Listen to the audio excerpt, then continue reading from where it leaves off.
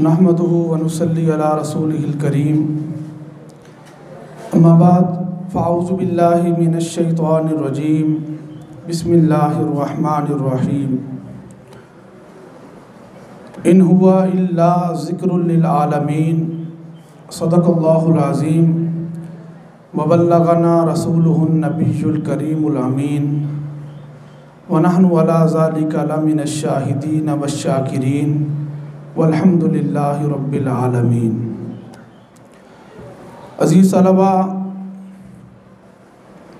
आज जिस मौजू पर हमने बात करनी है वो है इस्लाम के बुनियादी अकायद में से एक अकीदा जिसे ईमान बिल कुतुब कहते हैं, यानी अल्लाह तबारक व तआला की अपने नबियों पर नाजिल करदा किताबों पर ईमान लाना। अल्लाह तबारक व तआला ने हज़रत आदम अला नबीना व अलैहिस्सलाम से लेकर हज़रत मुहम्मदुर रसूलुल्लाह ख़ातमुन नबिय्यीन सल्लल्लाहु अलैहि व अला आलिहि व अस्हाबिहि वसल्लम पर इनमें से बाज़ नबियों पर अल्लाह ताला ने अपनी किताबें नाजिल फरमाई, बाज़ नबियों पर अपने सहाइफ़ नाजिल फरमाए।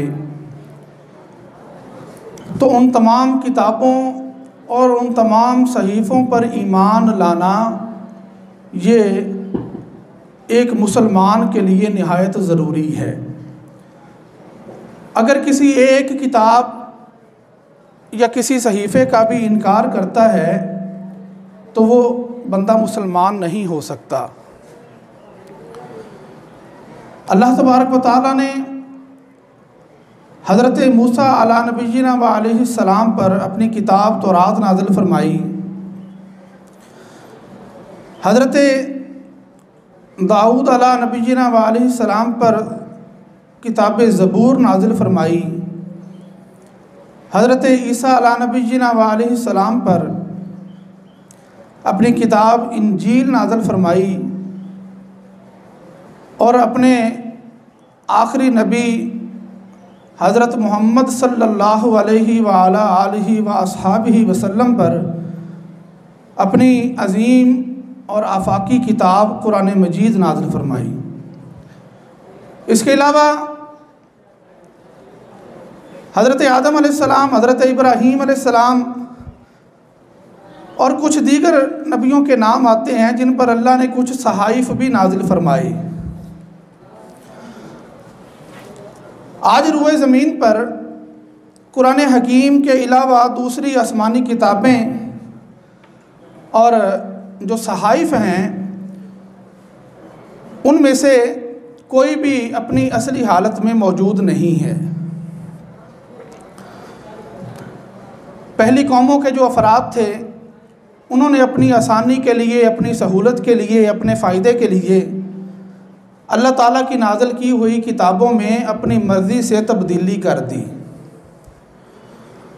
जब तक अल्लाह के नबी उनके पास मौजूद रहे उस वक़्त तक तो तब्दीली ना कर सके, लेकिन जब अल्लाह के नबी उनसे तशरीफ़ ले गए तो फिर उन्होंने अपनी मर्ज़ी के मुताबिक उनमें तब्दीलियाँ कर दी, उनके अहकामात को बदल दिया। लेकिन कुरान करीम वो लारैब किताब है जिसके बारे में अल्लाह ताला ने ख़ुद इरशाद फरमाया, इन्ना नहनु नज़्ज़लना ज़िक्रा व इन्ना लहु लहाफ़िज़ून। बेशक ये ज़िक्र अज़ीम हमने ही उतारा है और हम ही इसकी हिफाजत भी करेंगे। तो कुरान करीम अल्लाह की हिफाजत में है। जब से नाजिल हुआ और जैसा नाजिल हुआ और जो इसकी तरतीब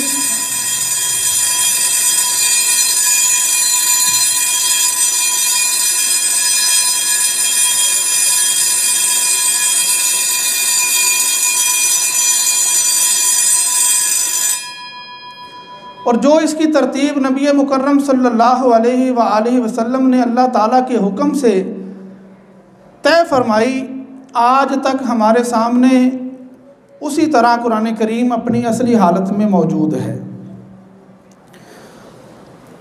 कुरान हकीम तमाम बनी नौ इंसान की हिदायत के लिए अल्लाह ताला ने नाज़िल फरमाया और ये एक मुकम्मल ज़ाब्ता हयात है।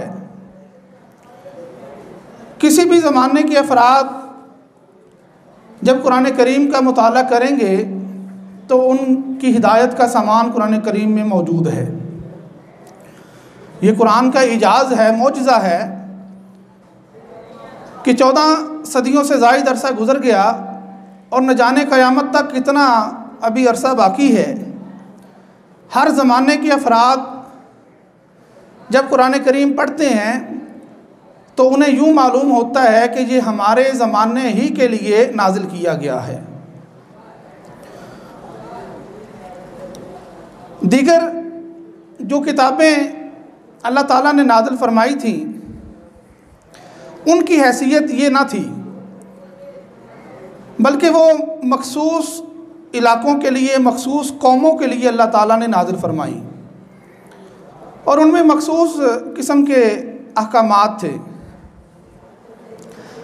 आज हम उन किताबों पर इस हैसियत में तो ईमान रखेंगे कि अल्लाह ने नाजिल फरमाई, लेकिन आज उनकी जुज़ियात या उनके अहकामात पर अमल हमारे लिए जो है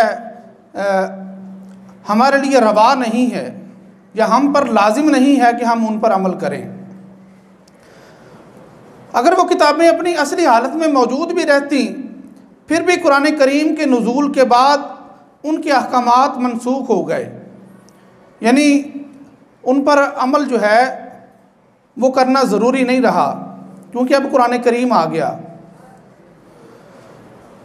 लेकिन चूँकि वो असली हालत में बाकी ही नहीं है तो इसलिए अब तो हमारे लिए ये बात ज़्यादा ज़रूरी है कि हम सिर्फ़ उनकी इस हैसियत पर ईमान रखते हैं कि उन्हें अल्लाह ने नाज़िल फरमाया और आज अगर वो किसी हालत में मौजूद भी हैं तो यकीनन उनमें तहरीफ़ हो चुकी है, वो बदल चुकी हैं, तो हम इस बात पर ईमान नहीं रखेंगे जो उनके अंदर लिखी हुई हैं बातें। अगर हमारे दीन, हमारी शरीयत के मुताबिक कोई बात है उसे तो हम तस्लीम करेंगे। जैसा कि कुरान करीम की बहुत सारी आयात में, पहली किताबों में जो अल्लाह के अहकामात नाजिल हुए थे उनमें से बाज़ चीज़ों की तस्दीक कुरान करीम ने की है तो हम उन्हें तो तस्लीम करेंगे, लेकिन जो उसमें तब्दीलियाँ कर दी गई उन पर हम ईमान नहीं रखेंगे। अल्लाह ताला कुरान करीम के बारे में इरशाद फरमाता है, इन हुआ इल्ला ज़िक्रुल लिल आलमीन, कि ये कुरान तमाम जहान वालों के लिए नसीहत ही तो है, यानी इसकी हैसियत तमाम जहान वालों के लिए है। ये किसी एक कौम के लिए नहीं है, किसी एक इलाके खित्ते के लोगों के लिए नहीं है, बल्कि क़यामत तक आने वाले तमाम इंसानों के लिए हिदायत का ज़रिया है। और एक हदीस पाक में आता है कि जो शख्स कुरान करीम के अलावा हिदायत तलाश करेगा तो उसे हिदायत नहीं मिलेगी बल्कि अल्लाह उसको गुमराह कर देगा। तो इसलिए हमारे लिए ये बात जानना निहायत ज़रूरी है कि हम जब भी हिदायत की तलाश करें तो कुरान करीम को अपने सामने रखें, कुरान करीम से हिदायत तलाश करें, चाहे वो हमारा कोई ज़ाती मामला है, एक फ़र्द की हैसियत से मामला है, कौमी मामला है या कोई बैनुल अक़वामी मामला है, हर मामले में कुरान करीम हमें हिदायत अता फ़रमाता है। हम अल्लाह से दुआ करते हैं कि अल्लाह तबारक व तआला हमें कुरान करीम के अहकामात को समझने, सीखने और उस पर अमल की तौफ़ीक़ अता फ़रमाए। वमा अलैना इल्लल बलागुल मुबीन।